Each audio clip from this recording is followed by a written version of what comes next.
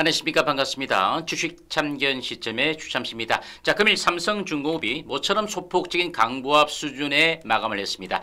전일 추세 자체가 21 이동평균선이 넥스트 거래시소 시장이죠.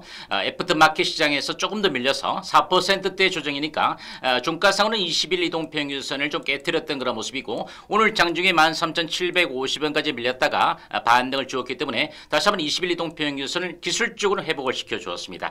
전일 조선업 섹터가 상대적으로 상승 추세에서 좀 제동이 걸렸던 조정 원인과 관련해서 두 가지 부분에 대해 좀 살펴드렸습니다. 앞전 영상을 통해서 좀 한 번 더 확인을 해보시면 좋을 것 같고, 핵심적인 부분 자체는 바로 대중국 조선업 제재 이슈 자체가 점진적인 수수료 부과까지 오는 10월 달까지는 시일이 좀 걸릴 수 있다라는 그런 점이죠. 이 부분에 따른 실망 매물도 나왔을 것이고, 또한 미국 현지에서 LNG 운반선 등 선박 건조의 물량 자체를 2028년도 1%대에서 2047년도에 15%까지 건조의 물량을 좀 늘려가야 된다라는 부분 때문에 우리가 대미 투자와 관련된 부분에 대해서 다소 조금 이제 노이즈가 걸리지 않겠는가, 이런 우려감들도 공매도 물량과 함께 쏟아지면서 삼성중공업이 전일 정규전 시장에서 3%대 조정으로 마감을 했습니다. 결과론적으로 향후 미국발 LNG선 수주를 위해서는 미국에서 선박의 어떤 건조 물량을 확대해야 되는 부분인데, 단기간에 결정될 수 있는 부분은 아니고, 한미 간의 통상 협력을 통해서 현재 K조선업의 힘을 빌려가고 있는 트럼프의 좀 유해적인 그런 조치와 함께 단기적으로 좀 받아낼 수 있는 부분 자체는 좀 많이 좀 받아내는 것이 좀 더 낫지 않을까라는 부분인데, 나중에 이 부분 자체는 조금 더 파이가 커져가는 그런 정도의 재료의 이슈가 나왔을 때 여러분과 함께 다시 한번 살펴보는 그런 어떤 시간을 갖도록 하겠습니다. 아시겠죠? 자, 오늘 삼성중공업이 지속적인 업황 성장성에 좀 보다 효율적인 정부와의 어떤 효과적인 대응에 대해서 중요성을 인식하고 좀 사회이사의 선임에 대해서 조금 달리 움직이고 있는 부분들이 좀 포착이 되고 있습니다. 여러분들이 주가에 크게 영향을 끼칠 만한 그런 요소는 아니지만, 우리가 이런 이면들도 한 번씩 우리 주참씨 구독자분들께서는 좀 살펴보고 알아두시는 것도 나쁘지 않을 것 같아서 간략한 부분만 말씀을 드리겠습니다.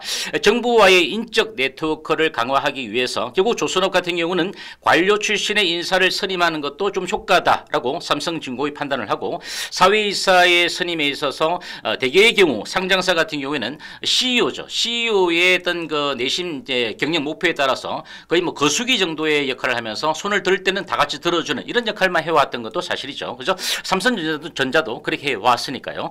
하지만 삼성중공업이 이번에 김상규 조달연구원 이사장을 신임 사회이사로 선임을 했습니다. 이분 같은 경우는 국세청이라든지 기획재정부 그리고 또 감사원 등을 두루 거쳤던 그런 인사고요. 앞서서 이원재 사회이사 같은 경우에도 대통령 수석 경제수석 비서관을 역임을 했고, 또 국토교통부 제1차관까지 역임을 했죠. 그리고 윤상직 사회이사 같은 경우도 전직 국회의원 출신에다가 산업통상자원부 장관을 역임했으니까, 이렇게 사회이사의 선임에 있어서 좀 관료 출신의 인사들 좀 대거 영입을 하고 있다라는 부분 자체는 향후 차기 정부에서도 조선업과 관련된 부분에 대해서 정책적인 지원을 받아감과 동시에 효과적인 정책 효과를 좀 극대화하기 위한 그런 사전적인 부분으로 우리가 인식을 해보시면 되겠습니다. 여기까지만 정리를 해드리겠습니다. 자, 그리고 조선업에 대한 미래 성장 동력과 관련된 부분이죠. 우리가 흔히 바다 위의 원전이라고 이런 게 말씀드리면서 SMR과 관련된 부분에 대해서도 일전에 몇 차례나 영상 분석을 통해서 소개를 해드렸습니다. 그런데 삼성중공업이 이와 같은 해양 부유식 소형 모듈 원자로의 어떤 원전 시장을 선점을 하기 위해서 바로 부유식이죠. 부유식 SMR과 관련된 부분이니까 F란 그 약자를 따서 FSMR 시장에 상표출을 해버렸습니다. 그러니까 앞으로 이와 같은 부유식 소형 모듈 원자로의 어떤 제품명과 관련해서는 이제 삼성중공업만이 FSMR이라는 부분 자체를 쓸 수 있다라는 부분인데, 앞으로 SMR 시장 자체는 현재 57억 달러에서 2030년도에는 68억 달러까지 거의 11억 달러 정도가 크게 좀 증가가 되어질 수 있으니까, 앞으로 AI 시장의 성장성과 함께도 SMR 소형 모듈 원자로의 시장 자체는 더욱 커질 수밖에 없는데, 결국은 국제회사기구죠. 국제회사기구가 이달 11일 날 선박용 온실가스의 감축을 위해서 조치를 이미 승인을 해버렸습니다. 그럼 앞으로 2027년도부터죠. 2027년도부터 국제항 항로를 항해하는 5,000톤 이상의 선박에 대해서 강화한 온실가스 기준에 맞는 연료를 사용해야 된다. 따라서 이 연료 자체를 사용하지 않을 경우에 경제적인 조치 자체를 이제 부과하겠다. 그러다 보면 나중에 이제 수주를 받아감에 있어서 상당히 좀 제약이 생길 수밖에 없기 때문에 결국은 글로벌 선사들도 마찬가지죠. 선박 건조시에서 우리가 인도까지 최소 우리가 3년 정도의 시간이 소요가 되죠. 물론 이제 선종에 따라서 약간의 시차가 있겠지만 대략적으로 한 3년 정도의 시간을 감안해 본다면 올해부터 지속적으로 친환경 선박의 교체 지구 자체의 니즈가 확대가 되어지면서 신규 수요량도 크게 좀 증가하지 않겠는가. 결국 이 부분 자체는 친환경 선박에 대해서 강점을 갖고 있고 또 LNG 운반선과 관련된 부분에 대해서 독보적인 경쟁력을 갖고 있는 K조선업이 수혜로 이어질 수 있는 부분 정도로 여러분들이 이와 같은 순환 구조의 패러다임을 이해를 해보시면 되겠습니다.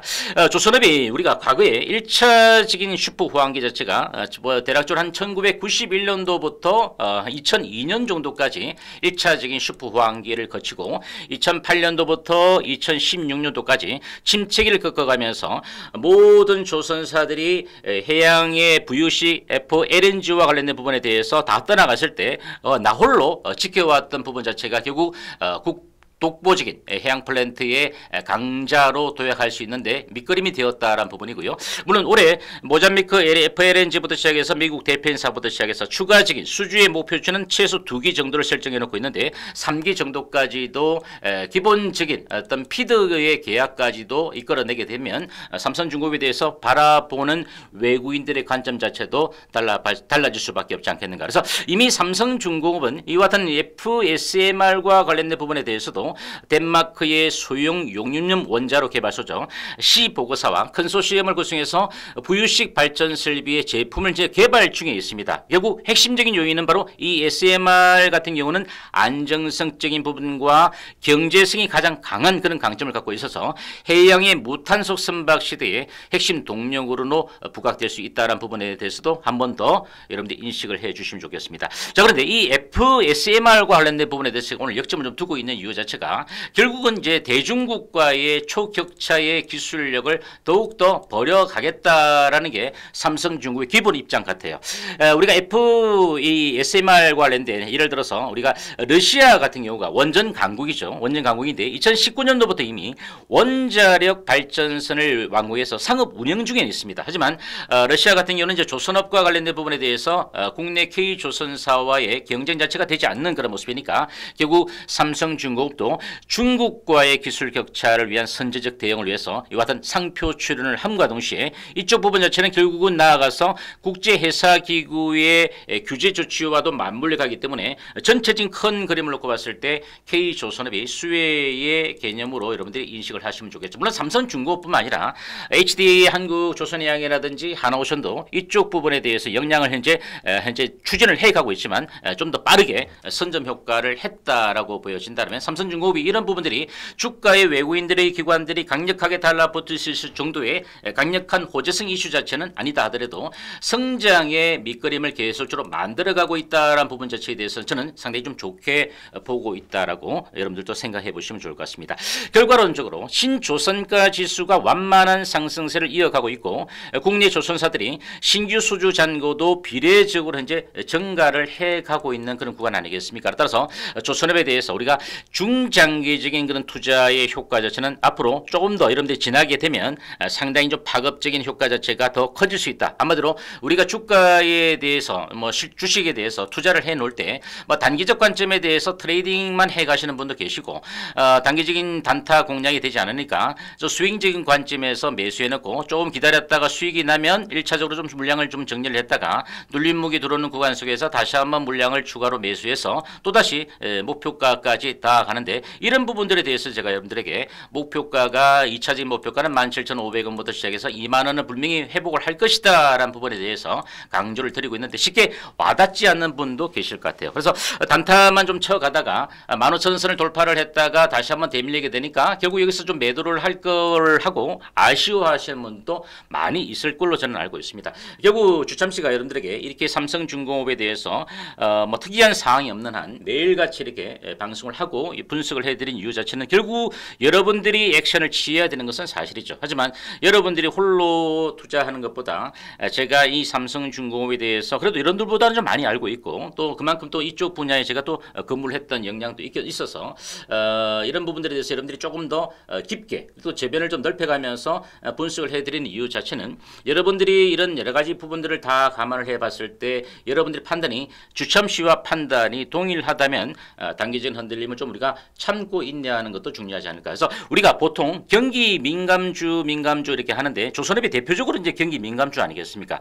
글로벌 경기가 회복이 되어지고 그리고 상품 수요가 증가가 되어지고 또다시 해운 운임의 증가가 결국은 선박의 발주 증가로 이어지는 그런 순환 구조를 감안해 봤을 때 저는 조선업 같은 경우는 투자 같은 경우는 좀 단기적 관점보다는 좀 중장기적인 슈퍼사이클을 멀리 좀 내다보고 투자할 필요성도 있다라고 보여집니다. 그래서 이번에 국제회사기구에 아까 말씀드렸던 이런 여러 가지 요인들도 결국은 제2, 제3의 슈퍼사이클 자체를 현재 시장에서는 2037년 정도로 보고 있는데 좀 앞당겨질 수 있는 그런 촉매가 될 수도 있지 않을까라고 말씀드리겠고요. 자, 그리고 우리가 수급적인 부분 자체는 오늘 외국인들이 매수에 3거래일 만에 가담을 했지만 크게 뭐 적극적으로 매수에 가담하지는 않았다라고 보여집니다. 일단 이틀 연속해서 외국인 기관들의 동반적인 매도가 나왔고 기관들은 3거래일 정도에서 매도가 좀 축소가 되어졌는데 이 부분 자체는 거래량 자체가 전일에 비해서 절반 정도 조금 증가된 정도의 거래량이 좀 거쳤기 때문에 매도 물량이 좀 적었다라고 볼 수도 있기 때문에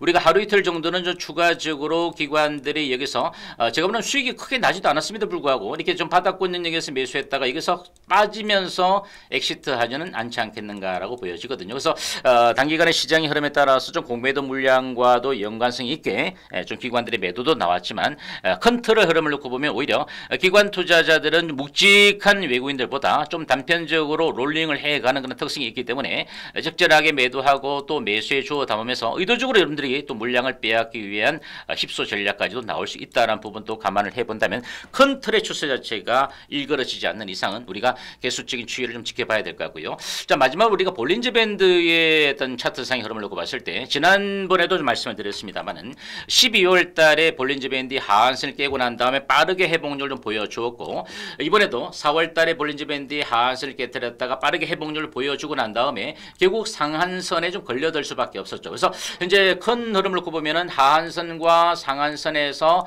큰 요 박스권 구간에서 아직은 벗어나지 못하고 있다라는 부분인데 우리가 노리는 것이 결국 요 가격대죠. 요 가격대를 뚫고 올라가야 되는데 그래야도 좀 뒤따라주지 않고 또 트럼프가 미중 간의 무역 전쟁에다가 또 제롬 파월 연준 의장을 뭐 최대 중대한 실패자다 이렇게 칭하면서 좀 기준금리를 인하를 강하게 또 요구를 하고 있습니다. 하지만 뭐 제롬 파월 연준 의장 입장에서 전혀 뭐 흔들리진 않을 것 같고요. 그리고 경질설과 관련된 부분 자체가 나와서 이 부분에 대해서만 간략하게 좀 한 번 더 점검을 해보겠는데 이 경질을 하게 될 경우에 독립기구의 연준의 어떤 독립성이 크게 훼손될 수밖에 없어서 이거는 정말 뭐 이루어져서는 안 될 것 같고 제가 보기에는 이렇게 되지는 않을 것 같습니다. 그래서 이런 부분들이 물론 이제 금리의 인하 효과 때문에 뭐 가상자산 시장에서도 조금 반짝하고 좀 반등을 주기도 했던 그런 모습이지만 결국은 주식시장과 가상시장이 동반적으로 급락할 수밖에 없기 때문에 이런 부분들을 여러분들이 너무 과대 해석하지는 않아야 된다라고 말씀드리겠고 연준 의장이 일단은 뭐 제롬 파월 연준 의장은 내년도 2026년도 5월 달까지 임기가 이제 만료가 될 텐데 이때까지는 굳건하게 자리를 지키겠다고 하니까 현재는 문제는 트럼프죠. 트럼프가 통상 전쟁에 있어서 미중 간의 갈등을 좀 완화할 수 있는 정도의 대화의 장으로 중국의 공을 떠넘기지 않고 같이 좀 가야 될 것 같고요. 또 상대국들에 대해서 75여 개국에 대해서 상호 관세와 관련된 부분에 대해서 90일 정도 이렇게 유예 기간을 두었는데 이 부분도 좀 완화하는 것 스탠스가 좀 나와줘야 되죠. 왜? 결과론적으로 트럼프 입장에서도 미국의 경기 둔화 자체가 올 것 같고 그죠? 달러화 가치가 3년 만에 최저치를 찍어가고 있으니까 금리의 인하를 통해서 뭔가 좀 버텨보고자 하는 그런 부분인데 뭐 원인은 트럼프에 있으니까 이 부분 정도 우리가 좀 참조를 그냥 해보시면 좋겠습니다. 왜냐하면 삼성중국 외에도 현재 시총 상위 대형주, 중대형주를 매수하고 계신 분들 많이 계시기 때문에 이런 큰 틀의 흐름 정도도 지나가는 길에 코스피 200 지수에 편입되어 있는 삼성중공업이니까 한번 말씀을 드렸다는 부분도 아울러서 이해를 해주시면 되겠습니다. 아무튼 시장의 어떤 흔들림 속에서 좀 출렁출렁거리고 있는 삼성중공업이지만 그래도 아직은 우리가 엑시트를 해야 될 정도만큼의 메가톤급 악재성 이슈보다는 오히려 긍정적인 민감한 그래야만 호재성 이슈 자체가 더 많이 나올 것이다라고 보시고 힘들 내시고 화이팅 이어가시길 바라겠습니다. 끝으로 신규 영상을 청취하신 분들도 주참치 채널 성장을 위해서 구독과 좋아요 한 번씩 눌러주시고 또 시간이 허락되시면 선안의 응원 댓글도 부탁드리겠습니다. 다음 영상을 통해서 뵙겠습니다. 감사합니다.